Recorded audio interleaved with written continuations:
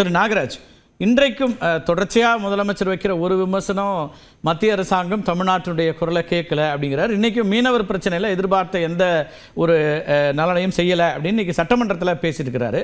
எப்படி பார்க்குறீங்க? அனைவருக்கும் வணக்கம். முதல்ல நான் ஒரு பெரும் குறையாக கருதுவது, ஒரு பிரதமர் நம் தமிழ்நாட்டுக்கு வருகின்ற பொழுது நிச்சயமா நம்முடைய முதல்வர் அங்கே அமர்ந்திருக்க வேண்டும். இவர் பேசிய பிறகுகளே அங்கே அவர் கேட்டிருக்கலாம், சுட்டிக்காட்டியிருக்கலாம்.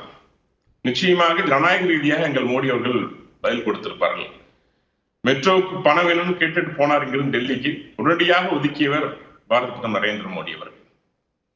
அதை வச்சுட்டு நாங்கள் ஆரம்பித்து கொடுத்த பள்ளி, மருத்துவக் கல்லூரியை திறந்து வைத்துவிட்டு அங்கேயே உட்கார்ந்து நம்முடைய பாரத பிரதமர்கள் மீது குற்றம் சுமத்து என்பது நிச்சயமாக இது ஒரு தவறான முன்னுதாரணம் என்றுதான் சொல்ல வேண்டும்.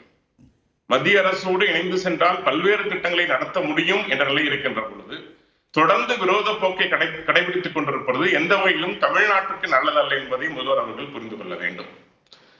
கச்சத்தீவை யார் தாரை வார்த்தார்கள் என்பது வரலாறு. 50 ஆண்டு காலம் காங்கிரஸ் ஆண்டிருக்கிறது, 65 ஆண்டு காலம் ஏறக்குறைய கூட்டணியோடு ஆண்டிருக்கிறது. நீங்கள் 18 ஆண்டு காலம் திமுக வலிமையோடு அந்த காங்கிரஸை ஆட்சியில் அமரச் செய்திருக்கிறது. நீங்கள் செய்யாது இப்பொழுது செய்யுங்கள் என்று சொன்னால் எப்படி? அதற்கான சரத்துக்களை ஆராய வேண்டாமா? இலங்கை சென்ற பிரதமர் கேட்டார், நீங்க மீனவர்கள் விடுவிக்கணும்னு கேட்டாரு, படகுகள் விடுவிக்கணும்னு கேட்டாரு, பல்வேறு விஷயங்கள் நம்முடைய பாதுகாப்பு குறித்து எல்லாம் பேசிட்டு வந்திருக்காரு. ஒரு மரியாதையுடன் நடத்தப்பட்டிருக்கிறார். இலங்கை அங்கு தமிழர்களுக்கு 50,000க்கும் மேற்பட்ட வீடுகளை கட்டி கொடுத்திருக்கின்றார்.